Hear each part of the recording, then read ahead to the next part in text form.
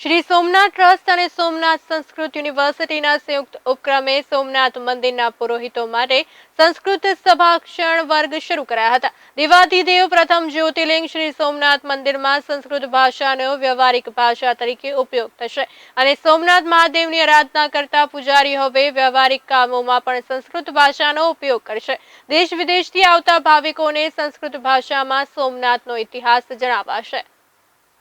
વિશ્વના કરોડો લોકોની આસ્થાના પ્રતીક એવા દેવાધિદેવ પ્રથમ જ્યોતિર્લિંગ શ્રી સોમનાથ મહાદેવના દર્શનાર્થે દેશ વિદેશના કરોડો ભાવિકો પ્રતિવર્ષ આવતા હોય છે। સોમનાથને અર્વાચીન ભારતનો વિકાસનો પ્રમાણબિંદુ માનવામાં આવે છે, ત્યારે સંસ્કૃત ભાષાના વ્યવહારિક ઉપયોગમાં પુનઃ ઉત્થાન અને સુદૃઢીકરણ માટે પણ સોમનાથ ટ્રસ્ટ અગ્રેસર બન્યું છે।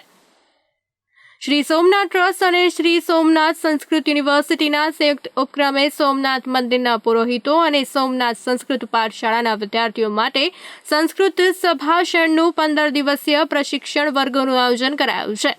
70 અધ્યેતા માટે સવાર અને સાંજના સમયે 2 વર્ગો યોજવામાં આવશે, જેના થકી સોમનાથ મંદિરના વ્યવહારની ભાષા તરીકે સંસ્કૃતનો ઉપયોગ શરૂ થશે। દેશ વિદેશના આવતા યાત્રિકો સાથે સોમનાથ ટ્રસ્ટના પૂજારી શુદ્ધ સંસ્કૃતની અંદર સભાષણ કરશે।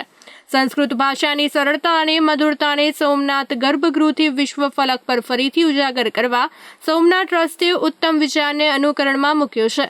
સોમનાથ ટ્રસ્ટના યાત્રી સુવિધા ભવનના ઓડિટોરિયમ ખાતે પદ્મશ્રી એવોર્ડથી સન્માનિત દિગ્દર્શક અને અભિનેતા ચંદ્ર પ્રકાશ ત્રિવેદીના હસ્તે સોમનાથ ટ્રસ્ટ અને સોમનાથ સંસ્કૃત યુનિવર્સિટીના અધિકારીઓની ઉપસ્થિતિમાં પ્રશિક્ષણ કાર્યક્રમને ખુલ્લો મૂકવામાં આવ્યો હતો। કાર્યક્રમના ઉદ્ઘાટક અને ભારતીય ચલચિત્રમાં અપાર ખ્યાતિ મેળવનાર ચાણક્ય ધારાવાહિકના નિર્માતા અને ચાણક્ય પાત્ર ભજવનાર અભિનેતા પદ્મશ્રી ચંદ્રપ્રકાશ ત્રિવેદીએ સંસ્કૃત પ્રત્યાયનના આ વિચારનું અભિનંદન કરતા જણાવ્યું હતું કે સંસ્કૃત ભાષા એ આપણી સંસ્કૃતિ છે। ભારતીય સંસ્કૃતિનું તમામ જ્ઞાન સંસ્કૃતમાં વસેલું છે। સંસ્કૃત દૂર જવાનો અર્થ એ છે કે આપણે આપણું સમગ્ર જ્ઞાન ગુમાવશું। સંસ્કૃત ભાષા પોતે શક્તિશાળી છે।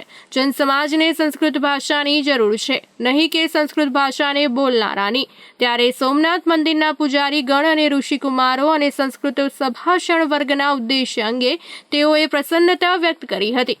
સોમનાથ ટ્રસ્ટના ટ્રસ્ટી અને સંસ્કૃત અનુરાગી પ્રોફેસર J.D. પરમાર દ્વારા ઉપસ્થિત સર્વેને સંસ્કૃત ભાષામાં સંબોધતા જણાવવામાં આવ્યું હતું કે સોમનાથ ટ્રસ્ટના મુખ્ય ઉદ્દેશ્યોમાં સંસ્કૃતિના સંવર્ધન અને પ્રચાર પ્રસારનો મુખ્ય ઉદ્દેશ્ય રાખવામાં આવ્યો હતો। સોમનાથ ટ્રસ્ટ દ્વારા સંસ્કૃત યુનિવર્સિટીના નિર્માણમાં પણ ઉત્કૃષ્ટ ફાળો આપવામાં આવ્યો હતો। ત્યારે હવે સોમનાથ મંદિરના પૂજારીગણ સંસ્કૃત ભાષામાં પ્રત્યાયન કરીને ગર્ભગૃહની શોભામાં અભિવૃદ્ધિ કરશે। આ સાથે જ બહારથી આવતા યાત્રીઓ માટે સોમનાથ ટ્રસ્ટના પૂજારી દ્વારા સંસ્કૃતમાં થતું પ્રત્યાયન અનુકરણીય અને આકર્ષક બનશે।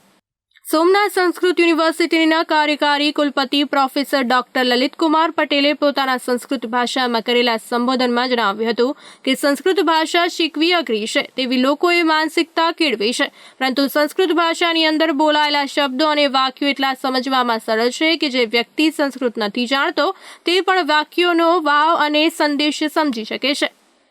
સંસ્કૃત સભાષણ ખૂબ જ સરળ છે। સોમનાથ મંદિરના પૂજારી ગણ શાસ્ત્રોમાં પારંગત છે, વ્યવહારની ભાષામાં પણ સંસ્કૃત ભાષાનો ઉપયોગ કરશે, ત્યારે તેમના કથનની અસરકારકતા અનેક ગણી વધારે જોવા મળશે।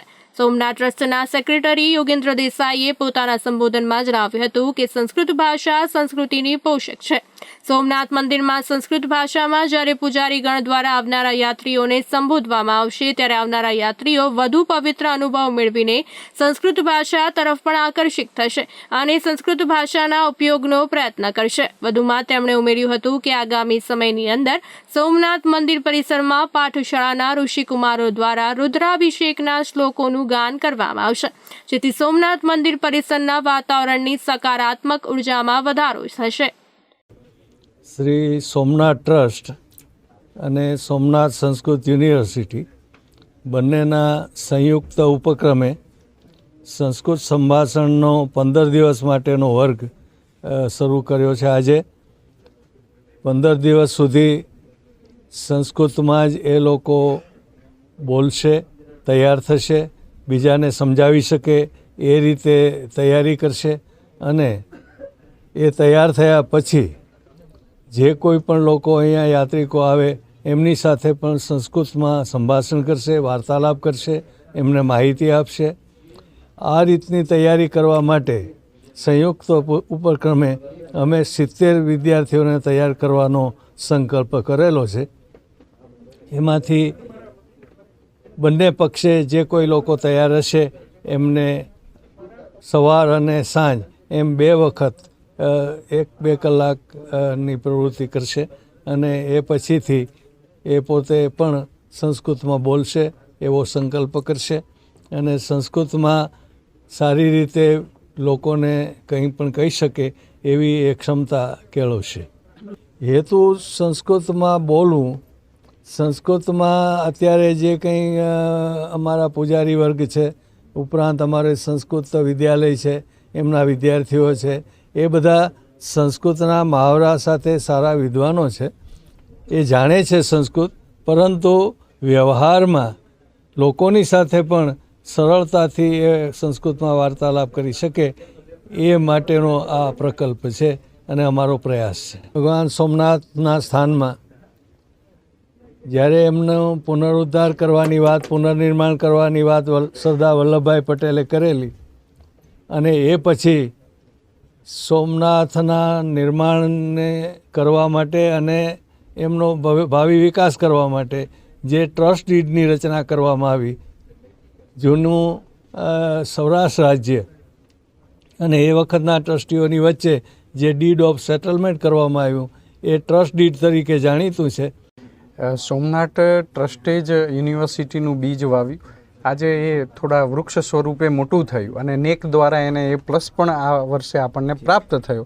અને આ સોમનાથ સંસ્કૃત યુનિવર્સિટી એટલે સોમનાથ ટ્રસ્ટનું જ એક અંગ છે અને એ વિકસિત થઈને આજે જે ફળ પ્રાપ્ત થનારું છે એનો લાભ સોમનાથના પૂજારીઓને પણ મળશે.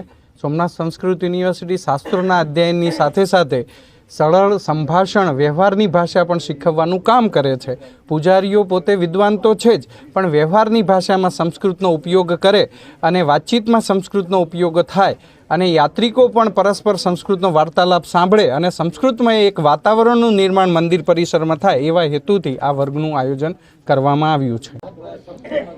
जितना हम लोग संस्कृत को कठिन समझते हैं उतनी संस्कृत कठिन भाषा नहीं है, लेकिन चूंकि जैसा आप जानते हैं हमारी शिक्षा का माध्यम अलग अलग प्रांतों में, अलग अलग प्रदेशों में अलग अलग रहा है और दूसरा इस देश पर लगभग 150 वर्ष अंग्रेजी का शासन रहा, भाषा का शासन रहा. अंग्रेजी से कोई मुझे समस्या नहीं है और किसी भी भारतीय भाषाओं बोलने वाले को उससे समस्या नहीं है, परंतु इन सब में संस्कृत धीरे धीरे पीछे जा रही थी. मैं लुप्त नहीं कहूँगा, वह संस्कृत कैसे वापस जन भाषा बने, लोगों के बीच में आए और उसके लिए प्रयत्न हो, उसका एक उपक्रम ये है कि 15 दिनों में सरल संस्कृत संभाषण. ભરત જાદવ, લાઈવ ગુજરાત ન્યૂઝ, ગીર સોમનાથ.